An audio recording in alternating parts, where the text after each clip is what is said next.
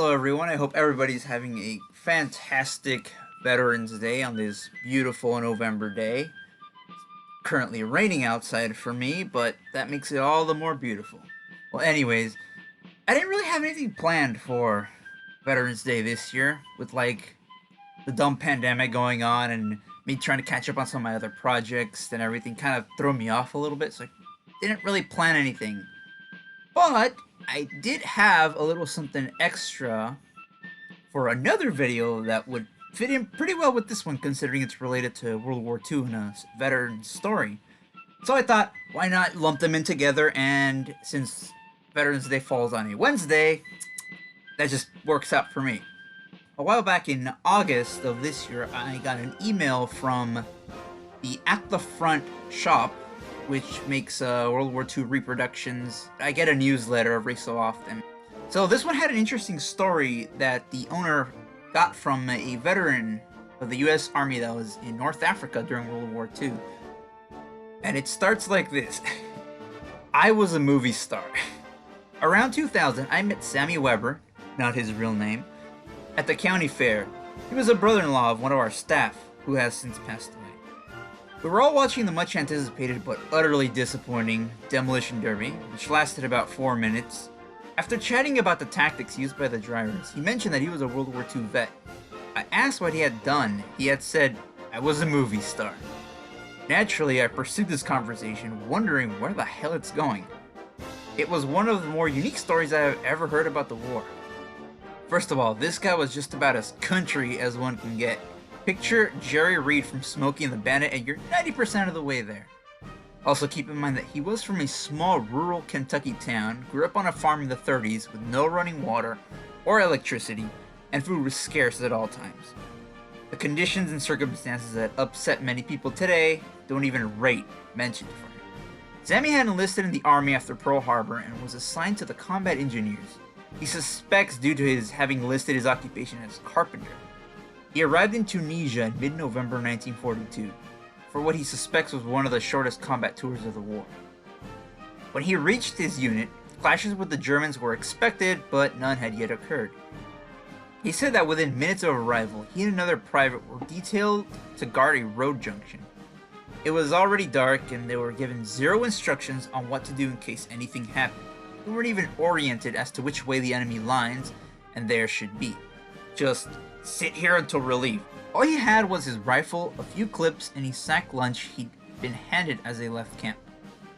Within an hour of being dumped on the roadside, his battle buddy, name unknown, told him that he had to poop and disappeared into the night. Sammy had just unwrapped his mystery lunch and was fumbling with a sandwich, trying to figure out exactly what substance was on it when a tank rolled up. He still could not understand how a tank snuck up on him, but it did. One moment, it's just him and his lunch, and the next there's a big tank idling in front of him. As he's gaping at the machine, the commander leans over the edge of the turret and says, "Hop on!" Climbed aboard, told the tanker that he had a buddy in the bushes, and was told, "Not to worry, we'll come back for him." The commander then told him where to sit, warned him to be careful of the exhaust and to hang on. Then the machine turned about to the intersection and headed off. He remembered wondering, despite the moonlit night with the silhouettes of the ridges being easily distinguished, how the hell a driver could see well enough to stay on the road with no headlights. The guy probably lived on carrots. They arrived at a camp, parked the tank, and shut down. A small crowd of soldiers gathered as he stood on the engine deck, waiting for directions on what to do. Finally, someone asked, "Are you an American?" "Well, yeah, what else would I be?" "Welcome to the Afrika Corps." I love that part. The tank commander explained that he was the first GI they had ever met, and to be prepared for lots of attention. Sammy said that from that moment on, he felt more like a movie star on tour being mobbed by fans than a prisoner. Everyone was polite and friendly, but they wore him out, peppering him with questions about any and everything. He spent 3 days with the unit that had picked him up. He was wined and dined, showed their equipment, compared uniforms, shared family photos, got to play around in a tank, and went to church. The funniest detail is that the Germans didn't take his rifle until later the next day. Then they gave it back to him so he could explain its working, since it was the first M1 Garand they had ever encountered. They fired all his ammunition testing it. His impression of the German troops was, "I really like them. Most of them were Lutherans like me. Too bad their boss started a war." When he was sent to a POW camp, he was flown across the Mediterranean on an Me-323 Gigant. He described it and no other aircraft as close. Once again, he was the first American the crew had met, so, like a kid on an airliner, they offered to let him ride in the cockpit. The crew talked his ears off, all the way to Italy. Sammy spent the rest of the war in a POW camp near Munich. The camp was small, and as he described it, as being an old warehouse, more like a dormitory or a barracks than the stereotypical camp with fences. Everyone worked, but they weren't compelled to do so. Nobody wanted to sit around bored all day. Plus, getting out presented other opportunities. He didn't tell much of anything about his fellow prisoners. As a carpenter, his skills were in constant demand and he worked all over the area.